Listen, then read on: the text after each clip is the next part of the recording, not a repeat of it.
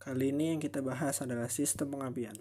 Sistem pengapian berperan dalam hal pemicuan pembakaran melalui percikan busi. Prinsip kerja sistem pengapian konvensional yakni dengan melakukan pengubahan tegangan 12 volt menjadi lebih dari 12 kV. Langsung saja kita masuk ke komponen yang pertama, yaitu baterai. Baterai berfungsi sebagai sumber arus. Mengapa baterai masuk ke komponen pengapian? Bukannya baterai itu komponen kelistrikan kendaraan? Memang, dan sistem pengapian salah satu kelistrikan mobil. Jadi semua yang memerlukan arus listrik harus menyertakan baterai sebagai komponennya. Komponen yang kedua adalah kunci kontak. Kunci kontak berfungsi sebagai alat penstarter mobil atau komponen untuk menghidupkan starter mesin. Namun tak hanya itu, pada lubang ignition ada 4 posisi, yakni posisi off, posisi ACC, posisi on, dan posisi ST. Pada posisi ACC, sistem pengapian belum aktif, dalam artian belum ada arus yang memasuki koil primer. Listrik akan memasuki koil primer saat posisi kontak on. Tak hanya itu, tapi seluruh sistem utama kendaraan juga sudah siap diaktifkan.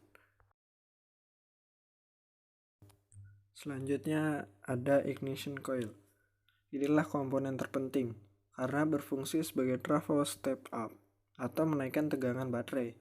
Kita ketahui bahwa coil bekerja dengan prinsip induksi elektromagnet, memakai 2 buah coil, di mana jumlah lilitan coil sekunder lebih banyak dari coil primer, sehingga ketika kemagnetan dari coil primer menginduksi coil sekunder dapat terjadi peningkatan tegangan.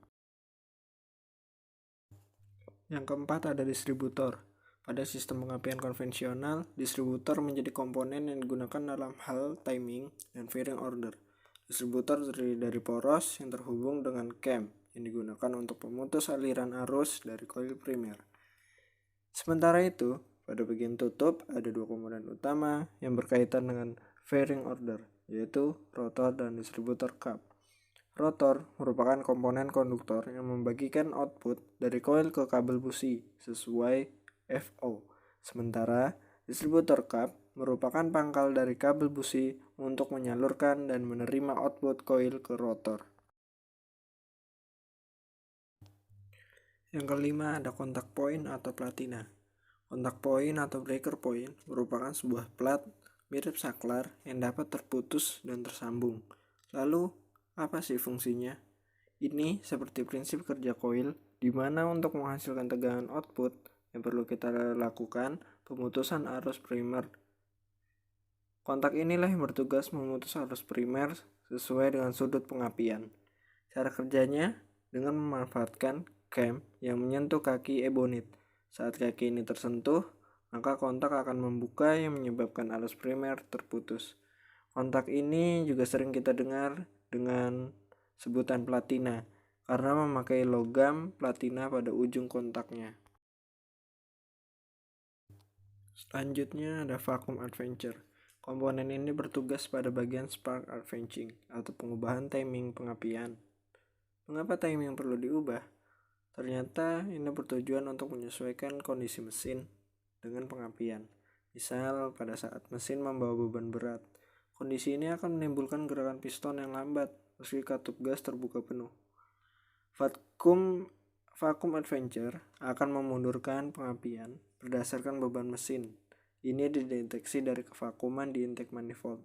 Jika kondisi seperti itu, maka daya hisap pada piston menurun dan kontak point akan bergeser lebih lambat. Yang ketujuh ada governor adventure.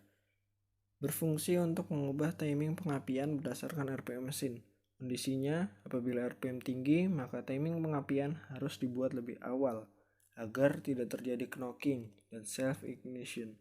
Governor adventure menggunakan 2 buah bandul yang dapat meregang berdasarkan gaya sentrifugal yang mengenainya. Bandul ini akan menempel pada poros distributor dan putaran poros akan menimbulkan gaya sentrifugal bandul. Regangan bandul digunakan untuk mempercepat sudut buka platina. Komponen selanjutnya ada kapasitor.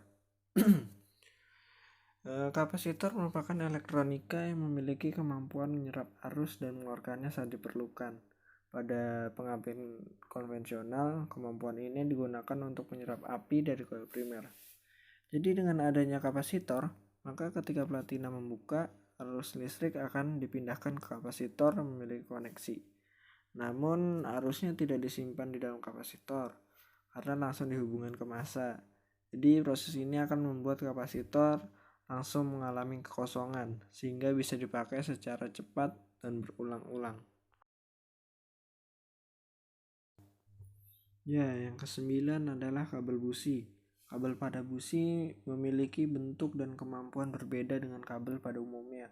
Kabel ini biasanya terbuat dari tembaga berdiameter besar dengan isolator yang tebal. Ya, ini bisa terjadi karena kabel busi akan menghubungkan tegangan super tinggi dari output coil, sehingga diperlukan kabel yang memiliki daya tahan yang besar. Yang ke-10 ada busi.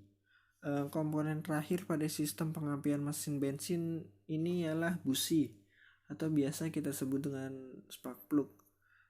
Busi terdiri dari sebuah core atau batang elektroda sebagai penerima arus listrik dari output coil dan massa yang terletak pada bodi busi. Celah yang ada pada busi merupakan celah antara ujung elektroda yang bersifat positif dan ground atau massa yang bersifat negatif. Sehingga jika arus listrik pada elektroda memiliki tegangan yang besar, maka listrik tersebut mampu keluar atau melompat ke ground yang berwujud percikan api. Jadi begitulah proses pembuatan api pada busi. Baik, tadi adalah sedikit pemaparan tentang sistem pengapian konvensional dan komponen-komponennya beserta fungsinya. Terima kasih.